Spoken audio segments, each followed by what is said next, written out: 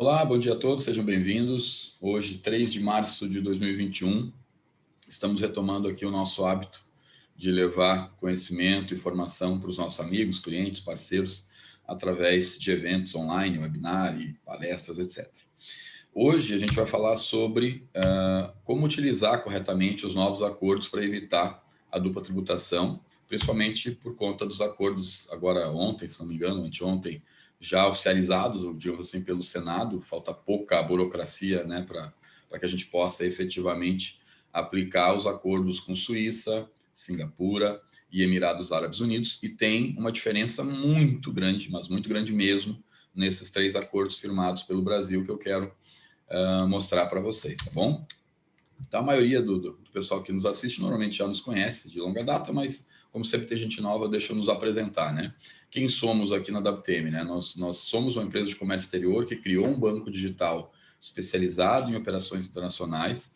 E esse banco, claro, essas operações são principalmente para quem quer ter compliance na sua operação internacional, para quem quer pagar o tributo correto, nem para mais, nem para menos, né? Apenas corretamente. E aí damos uma experiência de pagamento full compliance para esses nossos clientes, seja no cartão de crédito, onde normalmente se paga serviços como SaaS, cloud e aplicativos, né?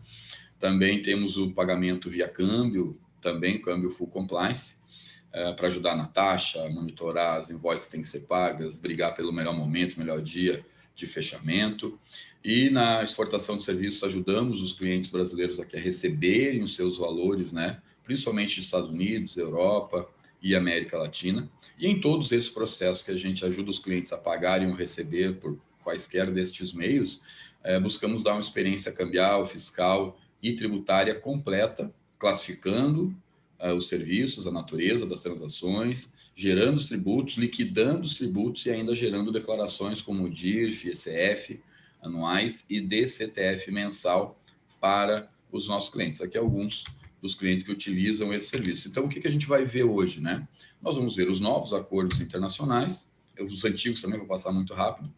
Vamos entender um pouquinho a questão do conceito da tributação sobre a renda, sem entrar muito no mérito, porque é um assunto para um dia inteiro ou para muito mais do que isso. Vamos falar principalmente de serviços, né, que vem sendo o foco principal da nossa atuação aqui, apesar de 60%, 70% dos nossos clientes também serem importadores e exportadores de mercadoria. O próprio câmbio, o pagamento e recebimento de mercadoria, normalmente não há muita inovação nem muita discussão acerca do pagamento em si, porque o tributo de mercadoria se define lá no Siscomex, por exemplo, na hora de registrar uma DI, quando é uma importação, ainda, claro, tem tributação na Expo, normalmente zerado o tributo. Então, não há grande complexidade no pagamento ou no recebimento internacional de uma negociação de mercadoria. Já nas negociações de serviços e outros tipos de rendimentos, né, a complexidade é muito maior, porque é uma infinidade de transações distintas, com classificações distintas, são várias naturezas também diferentes, com um impacto muito severo sobre o imposto de renda, CID, PIS, COFINS e ISS. Então, a gente vai falar sobre como tratar isso na hora de vender ou de comprar serviços de fora, claro, principalmente com esses países que a gente vai falar hoje, mas não só com esse. Vamos falar do momento da negociação, do momento do contrato e do pagamento, né, da emissão da invoice ou da recepção da invoice e do efetivo pagamento dessa invoice, ok? Então, tributação, primeiro vamos falar do imposto sobre, eu troquei a ordem um pouquinho, vamos falar primeiro sobre o imposto de renda, a tributação da renda em bases aqui universais. Antes de falar disso, deixa eu falar um conceito que talvez alguns vão rir do que eu vou falar, mas parece simples, parece básico, mas muita gente não se dá conta. O imposto de que tratam os acordos, né, para evitar a dupla tributação, é o imposto sobre a renda. São acordos para evitar a dupla tributação sobre a renda. E, por incrível que pareça, o imposto de renda é um imposto que incide sobre a renda. Não, é um gênio, né? O que eu quero dizer com isso, gente, é que mesmo o imposto sendo algo que incide sobre a renda, quem não tem a renda aqui no Brasil, principalmente, normalmente é quem paga o tributo sobre a renda de outro. Como assim? Para quem já fechou câmbio, para quem paga câmbio toda hora, né, ou com alguma frequência, dependendo do banco, né, boa parte dos bancos perguntam, pelo menos deveria perguntar, por conta de quem é o imposto de renda? A própria pergunta já é algo... A própria pergunta já é meio errada. Como assim quem que vai pagar o imposto de renda? Quem tem a renda. O imposto é sobre a renda. Quem tem a renda? Quem está pagando ou quem está recebendo? A renda é de quem está recebendo o rendimento. O beneficiário do rendimento, obviamente, é quem tem a renda. A fonte pagadora não está tendo renda. Ela está tendo uma despesa, um gasto, investimento, sei lá, né? Mas ele está pagando aquela renda. Ele é fonte pagadora, não é beneficiário. Como é que a fonte pagadora, né, assume o ônus de um tributo que incide sobre a renda do outro? Claro, se isso estiver negociado, se isso foi parte do acordo, né? Uma empresa, um vendedor de software de uma empresa, de uma startup, de uma fintech, está vendendo para o cara de TI de uma outra empresa, né? Normalmente, esse cara que está vendendo e esse cara que está comprando não sabem muita coisa sobre tributação, sobre a renda, tributação em bases universais, se tem acordo, se não tem acordo entre os países. E aí, é exatamente aí que nasce o erro que faz com que um ou outro, ou ambos, percam dinheiro. Não teve aquela filósofa que disse que... Filósofa, né, que falou que ninguém vai ganhar ou vai perder, vai todo mundo perder. Bom, se ninguém entender do assunto, se ninguém negociar corretamente, vai todo mundo perder, né? Um vai pagar mais caro, o outro vai receber menos, ou os dois vão acabar pagando, vão acabar tendo uma dupla tributação, mesmo em casos de países que têm acordo para evitar a dupla tributação. Então, sem mais delongas, vamos em frente aqui. Então, tributação em bases universais, pelo amor de Deus, né, gente? Eu aqui não sou tributarista, não sou professor, é só para dar uma base muito superficial aqui do que é, mas basicamente tributação em bases universais significa que todos os rendimentos e ganho de capital, não só de serviço, tá? Independentemente do local onde foram gerados, devem ser tributados no país onde a pessoa ou a empresa, né, tem seu domicílio tributário. Então, em princípio, né, independente de onde a gente obtenha uma renda, a gente tem que tributar essa renda aqui no país onde somos domiciliados. Se estamos pagando um domiciliado em outro país, é lá no outro país que ele tem que tributar a renda dele. Entretanto, contudo, todavia, as receitas federais ou as administrações tributárias, por regra, exigem a retenção de uma parte, né, ou de um percentual do imposto de renda na fonte pagadora. Então, a gente está no Brasil pagando um rendimento que não é nosso, obviamente, é um rendimento de um prestador de serviço nosso, de outro país, né? E mesmo que ele já, obviamente, tribute a renda, salvo paraísos fiscais, mas normalmente o cara tributa a renda e paga imposto de renda lá no país dele, ainda assim, a Receita Brasileira, como não vai conseguir lá cobrar outra parte, né, ela retém, ela exige a retenção de uma determinada alíquota de imposto de renda sobre aquele pagamento, ok?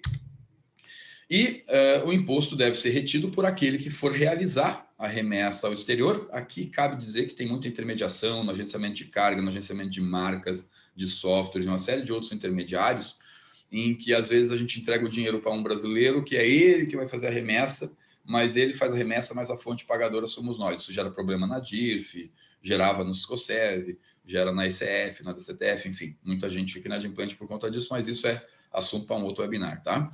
Então, o imposto deve ser retido por aquele que realizar as remessas ao exterior para pagamento do serviço, nesses nossos exemplos aqui, e essa alíquota pode chegar até 25% do valor da transação, a depender das características, natureza, país, tipo de empresa lá do outro lado, e às vezes esse 25% vira 33%, porque majora, faz gross up da base de cálculo, que é o que a gente está falando aqui. Apesar do ônus pelo pagamento ser da empresa estrangeira, quando o brasileiro está pagando uma renda para um domiciliado no exterior, de acordo com a lei aqui, né, nacional, esse ônus do imposto de renda é da outra parte, é do credor, é do recebedor, do beneficiário do valor lá no outro país, né?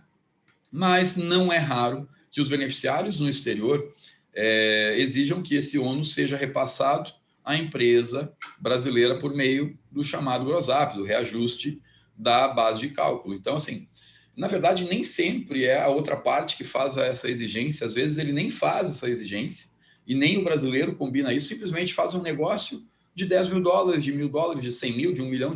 Ó, vem a invoice, tá aqui, meu serviço prestado, 100 mil dólares. E o imposto? Bom, o imposto, quem contratou não tem ideia de qual é o imposto. Quem vendeu também não sabe qual é o imposto aqui no Brasil. Essa fatura uma hora chega no financeiro, o financeiro chega no banco, o banco pergunta, e aí? E o imposto é por conta de quem? E aí o cara do financeiro da empresa não contratou, não sabe direito o que é o serviço, vai dizer, olha, é por nossa conta, né? Se for descontado o cara lá fora, muitas vezes ele vai reclamar, porque não foi negociado, não foi definido na hora da proposta, na hora de fechar o contrato, na hora de faturar, não foi definido nas fases anteriores, e aí isso eu ouvi de uma grande indústria que a gente atende há anos, da pessoa do financeiro dizendo, olha, como na maioria dos casos isso não vem definido, a gente acaba mandando o líquido, o valor da outra parte, e majorando a base e pagando do nosso caixa aqui. Então isso quer dizer o seguinte, se eu tenho que mandar 100 mil dólares, olha a conta, se eu tenho, olha a perguntinha de $1 milhão, né? Se eu tenho que mandar 100 mil dólares e o IR é 25%, né? Se eu vou realmente reter 25%, eu não vou mandar 100 mil dólares, eu vou reter 25 mil dólares e remeter 75 mil dólares. E aí pego e emito uma DARF de 25 mil, vou lá e liquido, pago essa DARF. Então, retenho e recolho. Total, custo total da transação com IR, 100 mil dólares. 75 foi para o meu prestador de serviço, 25 ficou para a Receita Federal Brasileira. Perfeito? Se eu não negociei esse imposto de renda retido, né, e eu fizer o gross up, eu tenho que mandar os 100 mil líquidos. E ainda assim eu tenho que recolher os mesmos 25%. Só que, para que sobre 100 mil líquidos, eu tenho que majorar a base de cálculo do imposto para 133 mil, ou seja, eu aumento 33%. Mando 100 mil limpinho e emito uma DARF de 33 mil. Então, o meu custo total com imposto de renda pulou de 100 mil para 133 mil. Por isso que se fala que foi de 25 para 33. E sabe o que é pior? Se for um serviço que tem incidência do CID, por exemplo, né, de 10%, os 10% do CID não serão mais sobre 100 mil, serão sobre 133. Então, eu vou pagar imposto sobre imposto, né, por não ter negociado com a outra parte a retenção. E só tem uma coisa pior do que isso, né? Só uma coisa pior do que gastar tanto mais para fazer um pagamento internacional. É fazer isso com domiciliados em países que têm acordo com o Brasil. Porque para que eu vou pagar 33 mil mais caro se essa DARF eu poderia mandar para o cara lá fora e ele recuperar ou compensar ou abater todo ou parte desse tributo lá no país dele?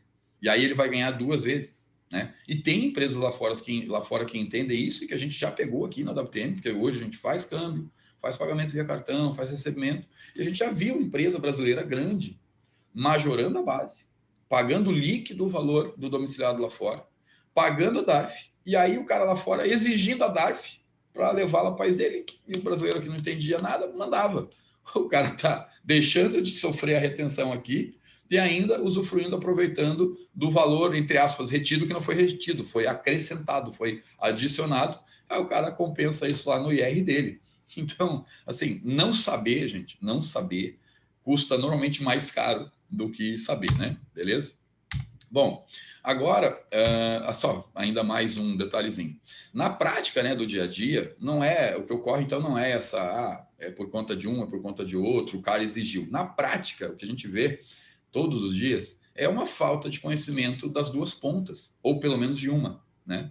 Mas se quem não conhece é quem paga, normalmente vai pagar mais caro. O que a gente vê é que os brasileiros, via de regra, dominam menos esse assunto do que as empresas lá de fora. Por isso que a gente quer levar aqui informação, conhecimento para a galera, né? Então, o que a gente vê é essa falta de conhecimento da tributação por ambas as partes, normalmente envolvidas nessa compra e venda. Isso normalmente acarreta ou maior custo para quem paga, ou menor receita para quem recebe, né? Ou ambos, né? A gente também vê muita empresa brasileira que não conhece a tributação no país do cliente dela, vende por $1.000, por 100 mil dólares, e quando chega aqui, chega a 30 e poucos por cento a menos, chega a 40% a menos. Por quê? Porque isso não foi planejado lá no começo do negócio, isso não estava claro com os clientes, né? E os países buscam, né, evitar a dupla tributação, as administrações tributárias, para não penalizar tanto as empresas, através da assinatura de acordos, convênios para evitar a bitributação. Mas ainda assim, a realidade do mercado é que as empresas ignoram solenemente, mas mais de 9 em cada 10 ignora completamente a existência desses acordos e segue fazendo negócio como se eles não existissem. Aí agora eu quero mostrar para vocês aqui na minha tela, acho que vocês estão vendo aí a tela, né?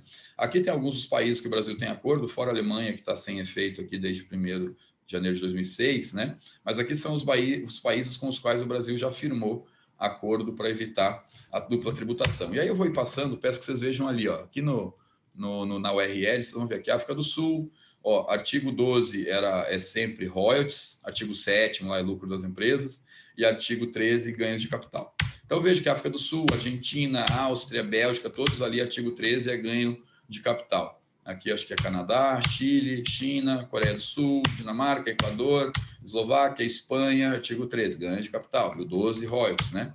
Filipinas, ganho de capital, Finlândia, França, Hungria, Índia, Israel, Itália, Japão, Luxemburgo, México, Noruega, Países Baixos, Peru, Portugal, Rússia, Suécia, Trindade e Tobago, Turquia, Ucrânia e Venezuela. Todos eles ganham de capital. Esses são os acordos que o Brasil já tinha assinados até aqui, tá?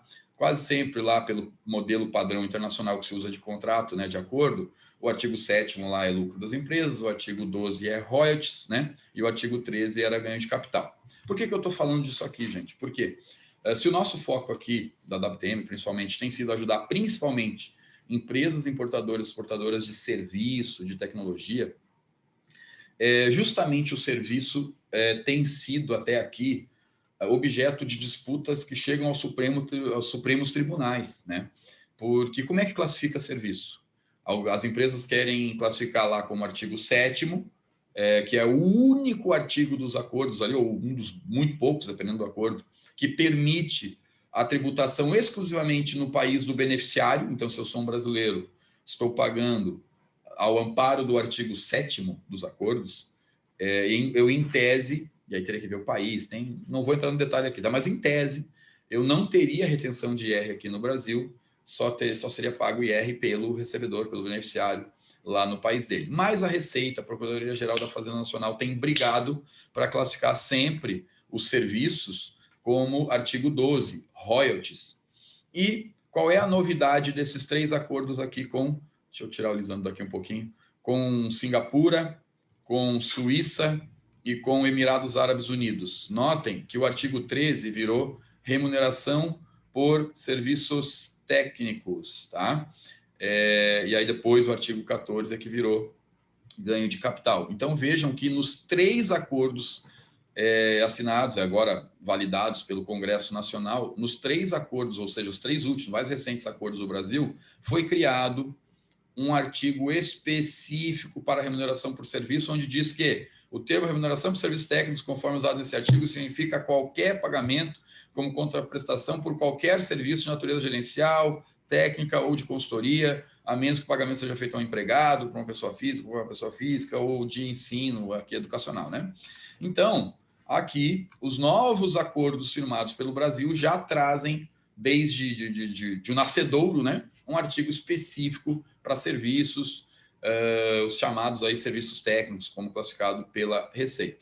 Então, a notícia ruim, entre aspas, né, é que vai ficar mais difícil defender que serviço é artigo 7º, porque lá no artigo 7º diz que só se aplica se não for um serviço explicitado já num outro artigo desse acordo. Então, está aqui, serviço técnico, a menos que não fosse serviço técnico, é uma outra discussão, tá?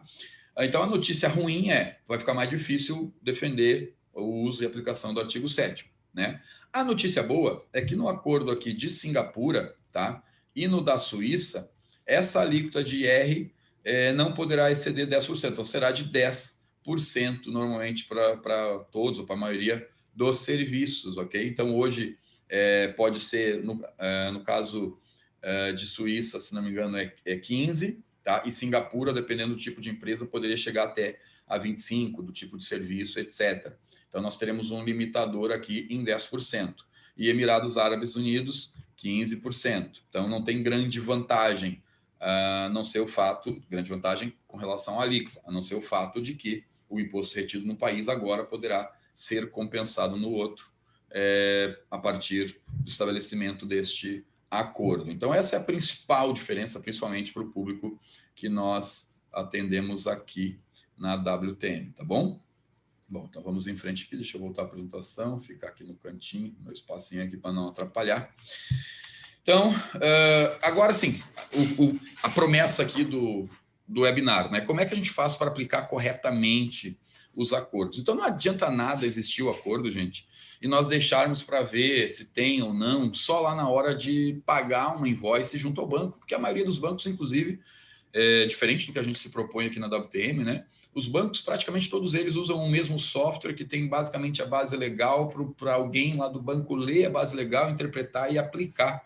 Depois que já tem invoice, e as empresas normalmente, se elas recebem uma invoice dia 1º e tem que pagar dia 20, elas normalmente mandam essa invoice para o banco dia 18, 19, 20, já muito próximo ao contrato de câmbio. Não dá nem tempo de brigar com o banco e ainda tem que contar com a sorte de se o cara lá do banco conhecer do riscado, vai classificar corretamente aquela fatura, vai fazer a pergunta correta. Então, a WTM entende o pagamento, o fechamento de câmbio, principalmente de serviço, tecnologia, de uma forma completamente diferente do que é feito hoje. A gente entende que hoje o mercado faz errado, os bancos fazem errado, as empresas fazem errado. Você está fazendo isso errado.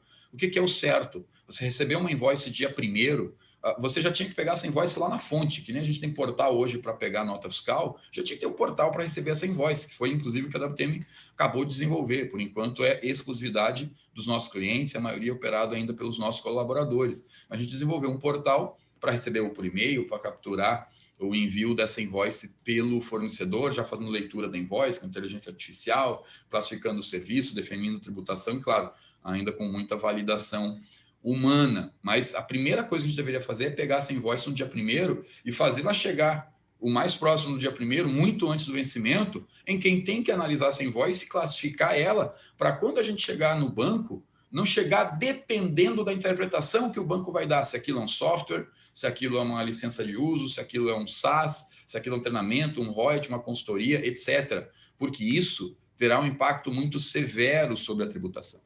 Normalmente as empresas pegam a invoice, acumulam elas e chegam com um volume X no banco para negociar a taxa, o spread, em que tu vai negociar, vai conseguir 0,5%, 1%, né, de ganho, de diferença entre o custo da moeda entre um banco e outro. Mas a tributação pode chegar só um tributo em 33% de diferença. Mas qual é a inteligência desse ganho de spread? Eu tenho uma mesa de câmbio que economiza 2% no spread. Sim, me permite gastar 33% a mais só no IR. Então, que inteligência tributária é essa que as empresas estão aplicando, principalmente nos fechamentos de serviço, né? Então, vamos dar um pedala Robinho, um acorda Brasil aí para a galera que está fechando o câmbio de serviço dessa forma. Isso está errado.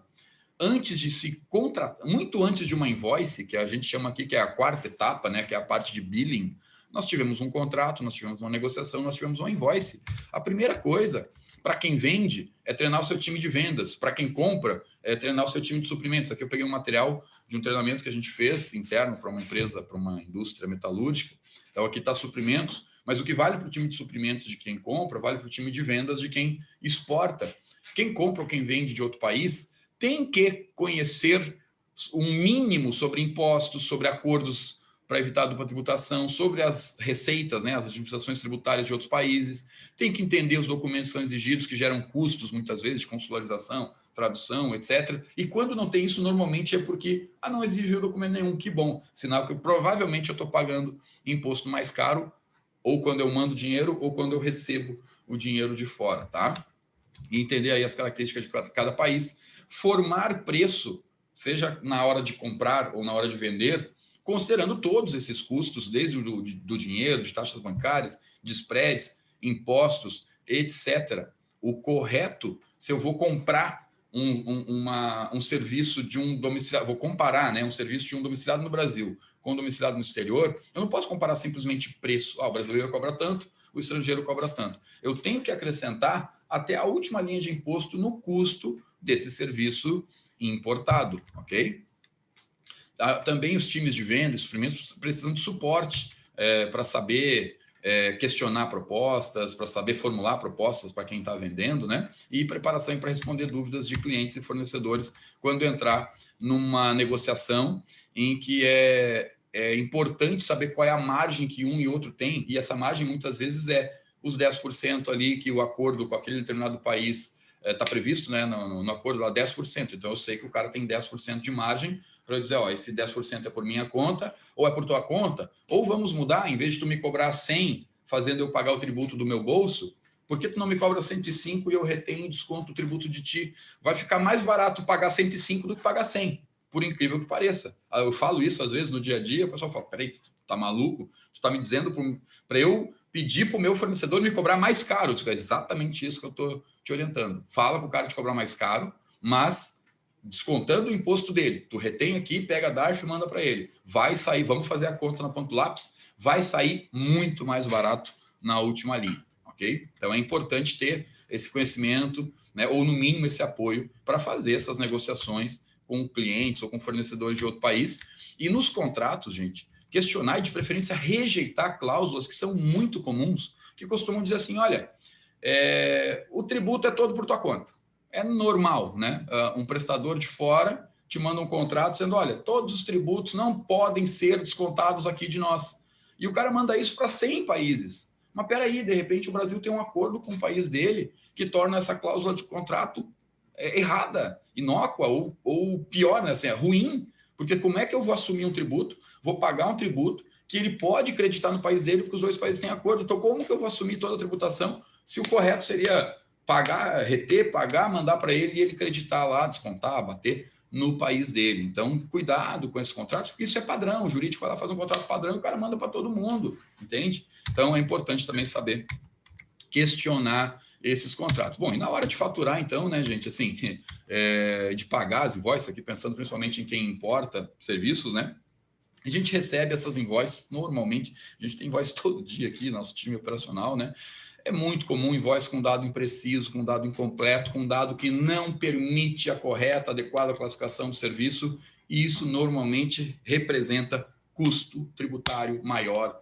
na hora de fazer o pagamento, porque o banco, ele vai olhar o que está ali no documento. O banco vai olhar a invoice e dizer, cara, é isso aqui que eu tenho, isso aqui que tu me deu. Não, mas o cara escreveu isso aí na invoice, mas o serviço é outro. Bom, o banco vai ficar com o que tu está dizendo ou vai ficar com o documento que ele tem na mão? Então é por isso que não dá para deixar para mandar invoice para o banco na hora que está vencendo esse pagamento. Isso tem que ser feito muito antes. Não adianta ir lá cotar com 3 bancos e aí cair num banco que vai ter o pior entendimento possível sobre o cenário tributário daquela invoice, né? E aí isso dificulta a classificação.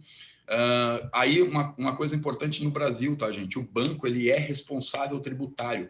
Nós que estamos pagando uma invoice somos o contribuinte, mas o responsável tributário é o banco. Isso quer dizer que se a gente pagar um tributo a menor ou deixar de pagar, o banco pode ser penalizado.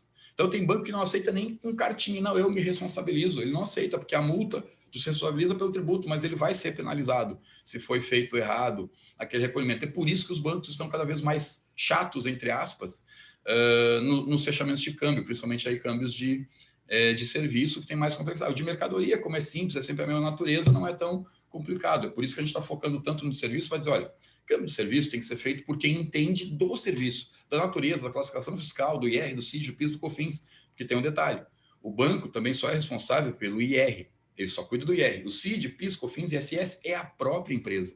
E as empresas cometem atrocidades contra si próprias, porque às vezes o banco classifica um software como um serviço, e se fosse software não teria CID, PIS e COFINS, e como serviço vai ter. E aí a empresa ou ela deixa de pagar e fica inadimplente, tem um risco, um passivo, ou ela vai pagar e vai ter um custo muito maior do que poderia, do que seria o correto, tá bom?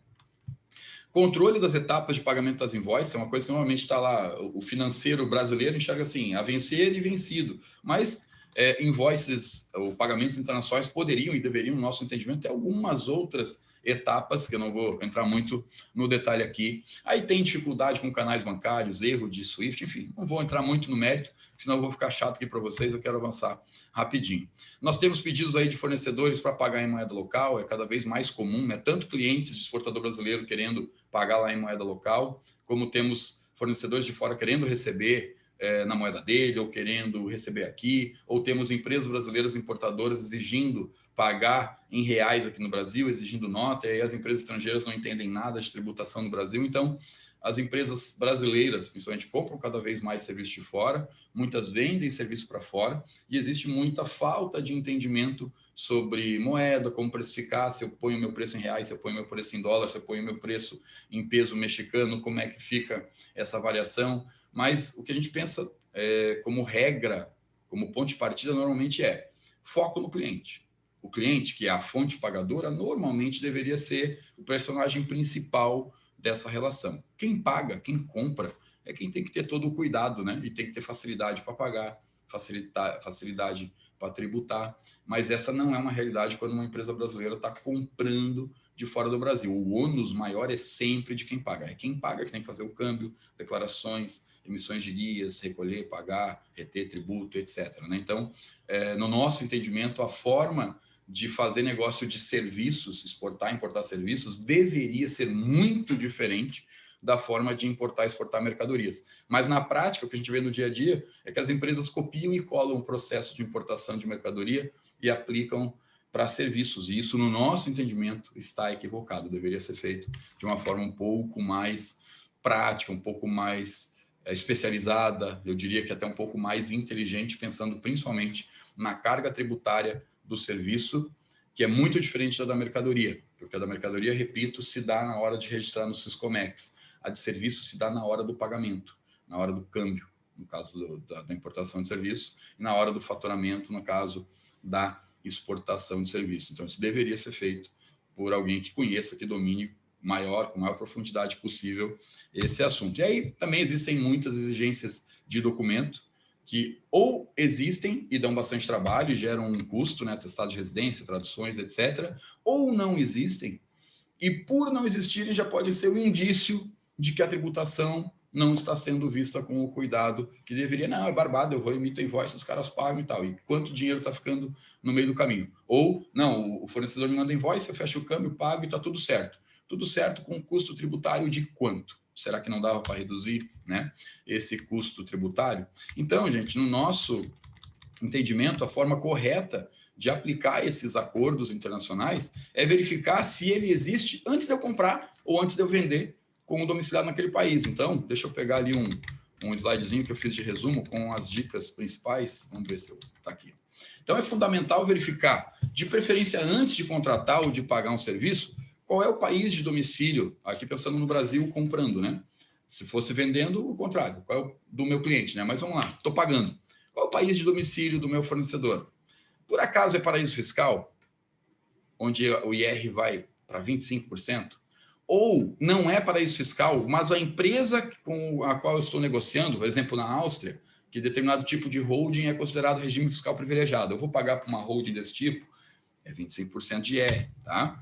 O fornecedor se encaixa nos regimes previstos, é o caso de Áustria, é o caso de Singapura, que agora vai ter acordo por um lado, mas tem alguns tipos de negócio que são considerados regime fiscal privilegiado. Vale para a Áustria, agora vai valer para Singapura também. Então, eu tenho que olhar, esse país é bom e é ruim pagar para esse país, dependendo da natureza do serviço, do tipo de empresa. Então, a gente precisa olhar com carinho para essas perguntas. Isso que podia ser um checklist, né, na hora de eu fechar o contrato e depois na hora também de eu pagar, né? O país tem acordo para evitar a dupla tributação? Tem acordo firmado, válido aí com o Brasil, vigente? Qual será o tipo de rendimento?